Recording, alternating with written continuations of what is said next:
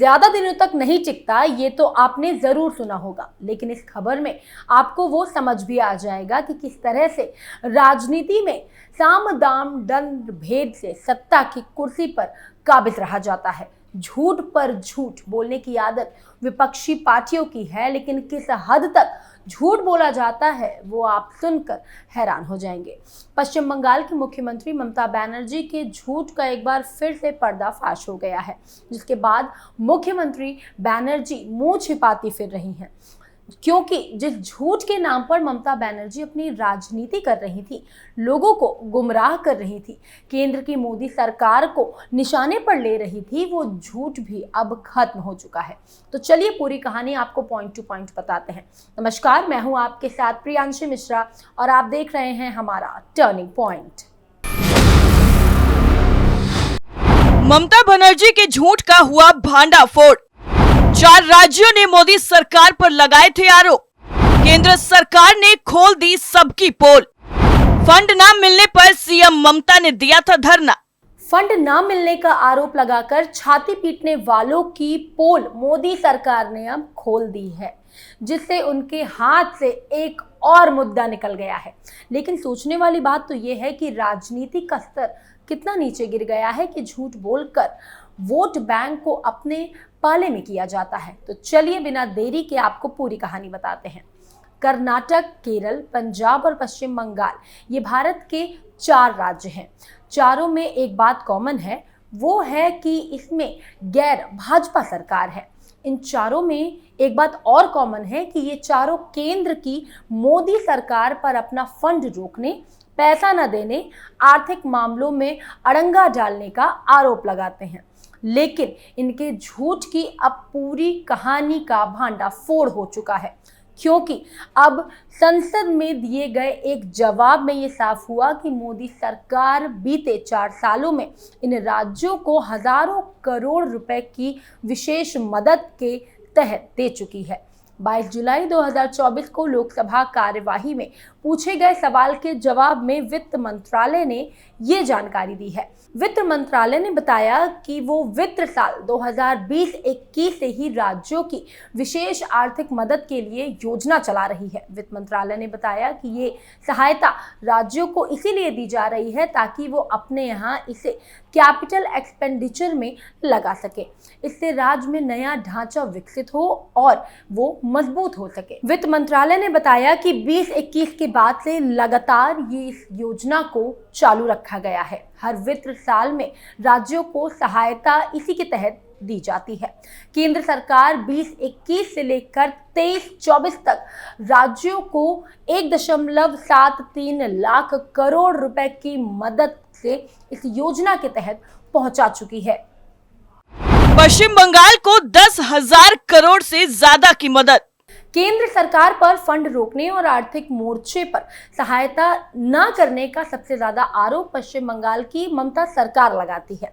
पश्चिम बंगाल की सत्ता में काबिज तृणमूल कांग्रेस ने बीते अप्रैल 2024 को इस मुद्दे को लेकर दिल्ली में प्रदर्शन भी किया था। वित्त मंत्रालय ने बताया है कि पश्चिम बंगाल को 2020-21 से 2023-24 के बीच 10,233 करोड़ की मदद दे चुकी है। केंद्र सरकार ने 2020-21 में 630 करोड़, 2021-22 में 933 करोड़, 2022-23 में 3,655 करोड़ और 2023-24 में 5,015 करोड़ की सहायता पश्चिम बंगाल को दी है। तो अब चलिए आपको बताते हैं कि कब कब पश्चिम बंगाल की ममता बनर्जी के सीएम ममता बनर्जी केंद्र सरकार पर निशाना साधती हैं। अभी ज्यादा दिन नहीं हुए हैं जब 7 जुलाई 2024 को केंद्र सरकार पर फंड न देने का आरोप लगाया गया था। दरअसल बंगाल सरकार ने सभी नियमों का पालन करने के बावजूद केंद्र की तरफ से उसे ग्रामीण विकास से संबंधित विभिन्न योजनाओं के लिए फंड जारी नहीं करने का आरोप लगाया था। नए केंद्रीय ग्रामीण विकास मंत्री शिवराज सिंह चौहान के साथ होने वाली आगामी बैठक में राज्य सरकार की तरफ से इसकी शिकायत भी की गई थी। राज्य सरकार का कहना है कि उसे नवंबर 2022 से आवास योजना के लिए फंड नहीं दिया जा रहा है। वहीं 100 दिवसीय रोजगार गारंटी योजना का फंड उससे पहले से ही बंद कर दिया गया था। इसे लेकर बंगाल के पंचायत मंत्री प्रदीप मजूमदार की ओर से पूर्व केंद्रीय ग्रामीण विकास मंत्री गिरिराज सिंह से कई बार बातचीत की गई, लेकिन कोई हल नहीं निकला। राज्य सरकार का कहना है कि केंद्र की तरफ से बंगाल में विभिन्न योजनाओं के क्रियान्वयन में जो भी गलतियां रेखांकित की गई हैं, उन सब को दुरुस्त किया गया है। आवास योजना के सभी लाभार्थियों की तालिका में भी केंद्र के कहे अनुसार संशोधन किया गया है। इसके बावजूद अभी तक फंड जारी नहीं किया गया। राज्य सचिवालय सूत्रों ने बताया कि किस योजना के मत में कितना फंड बकाया है और राज्य सरकार की तरफ से केंद्र के कहने पर क्या क्या कदम उठाए गए हैं, इन सबको लेकर एक रिपोर्ट भी तैयार की गई है, जिसे शिवराज सिंह चौहान को सौंपने की बात भी कही गई है। लेकिन इन सभी दावों की हवा तब निकल गई जब केंद्र सरकार की तरफ से जवाब में बताया गया कि पश्चिम बंगाल के साथ किसी भी तरह का भेदभाव नहीं किया गया है, उसे फंड लगातार मिल रहा है। लेकिन फिर भी ममता बनर्जी छाती पीट रही हैं कि उन्हें फंड नहीं दिया जा रहा है। कर्नाटक को भी मिले 6,000 करोड़ से ज्यादा। केंद्र सरकार को फंड के मसले पर कर्नाटक की कांग्रेस सरकार भी खूब घेरती है। सिद्धारमैया सरकार ने भी फरवरी 2024 में इसी मुद्दे को लेकर बेंगलुरु में प्रदर्शन किया था। सिद्धारमैया सरकार ने आरोप लगाया था कि केंद्र सरकार उनके पैसे रिलीज नहीं कर पा रही है। वित्त मंत्रालय के मुताबिक उसने 2020-21 से 2023-24 के बीच में 6,693 करोड़ मदद के तौर पर दे चुकी है। केंद्र सरकार वित्त साल 2020-21 में 305 करोड़, 2021-22 में 451 करोड़, 2022-23 में 3,399 करोड़ और 2023-24 में 2,538 करोड़ रुपए दे चुकी है।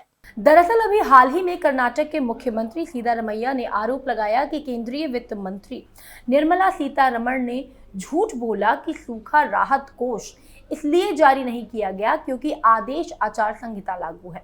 उन्होंने कहा कि कर्नाटक सरकार की तरफ से अक्टूबर में ज्ञापन सौंपे जाने और अंतर मंत्री केंद्रीय टीम की तरफ से मौके पर आकलन किए जाने के बाद सूखा राहत राशि जारी करने में कुछ प्रक्रियाओं से गुजरना पड़ता है और इसमें समय लगा।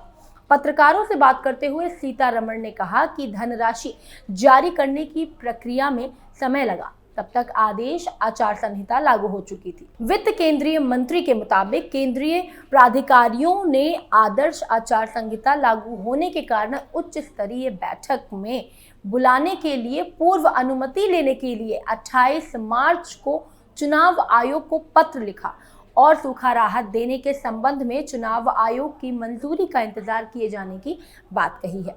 सीतारमैया ने कहा कि राज्य में सूखा राहत के लिए अपना ज्ञापन दिसंबर में ही सौंप दिया गया था और उन्होंने इस बात पर अफसोस जताया है कि देश में दूसरे सबसे अधिक कर संग्रह वाले राज्य कर्नाटक के बावजूद केंद्र सरकार ने राज्य को राहत राशि नहीं दी है। आप कृपया सोचें, नरेंद्र मोदी 10 साल से प्रधानमंत्री हैं, क्या उन्हें बेंगलुरु के लिए कुछ किया? उन्होंने आपको पीने का पानी नहीं दिया। सिद्धारमैया ने कांग्रेस के बेंगलुरु उत्तर लोकसभा उम्मीदवार प्रोफेसर MV राजीव गौड़ा के लिए चुनाव प्रचार के दौरान लोगों को संबोधित करते हुए कहा कि सिद्धारमैया ने केंद्र सरकार को घेरा है, लेकिन अब कर्नाटक सरकार के दावों की भी सच्चाई खुलकर सामने आ गई है। पंजाब को भी मिली मदद, खर्च नहीं किया तो रोकी। पंजाब की आम आदमी पार्टी सरकार वर्तमान में काफी बुरी आर्थिक स्थिति में है।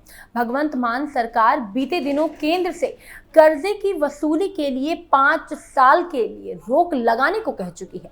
पंजाब सरकार ने कई विभागों का फंड रोकने का आरोप केंद्र सरकार पर लगाया है।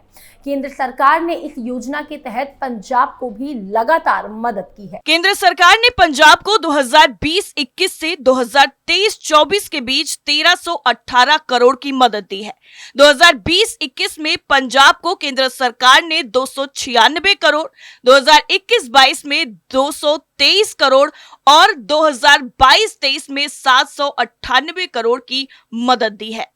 पंजाब की मदद 2023-24 में रोक दी गई थी क्योंकि इन्होंने नियमों का पालन नहीं किया था और पहले दिए गए पैसे खर्च नहीं किए थे। केरल को 2000 करोड़ से ज्यादा मिले। आर्थिक संकट में फंसी केरल की सरकार वित्त के मुद्दे पर केंद्र सरकार के खिलाफ हाल ही में सुप्रीम कोर्ट चली गई थी। केरल में भी केंद्र सरकार अच्छी खासी मदद 4 सालों में दे चुकी है। केरल को केंद्र सरकार 2221 करोड़ मदद के तौर पर दे चुकी है। इसके तहत साल 2022-23 में 1902 करोड़ दिए गए। केरल की आर्थिक हालत इतनी खराब है कि वो कई विभागों के कर्मचारियों को तनख्वाह तक नहीं दे पा रहा है। इन राज्यों के अलावा तमिलनाडु को 11,322 करोड़, तेलंगाना को 5,020 करोड़ और हिमाचल प्रदेश को 3,843 करोड़ की मदद दी जा चुकी है। केंद्र सरकार इसके अलावा भी बाकी कई योजनाओं के तहत भी राज्यों को पैसा दे रही है। हालांकि कई राज्यों में मुफ्त बांटने की नीतियों के चलते खजाना खाली हो रहा है और खराब आर्थिक हालत का ठीकरा केंद्र सरकार पर फोड़ा जाता है। केंद्र और राज्य में सत्ता में रहने वाली पार्टी के अलग होने की वजह से ये और आसान हो जाता है। यानी कुल मिलाकर जिस तरह से एक नैरेटिव सेट करने की कोशिश की गई कि ममता बनर्जी से लेकर कर्नाटक तक में अब वो पूरी तरह से बेनकाब हो चुका है, जिसके बाद भयंकर फजीहत हो रही है विपक्षी नेताओं की। टर्निंग पॉइंट में फिलहाल इतना ही। बाकी खबरों को देखने के लिए आप जुड़े रहिए कैपिटल टीवी के साथ। नमस्कार।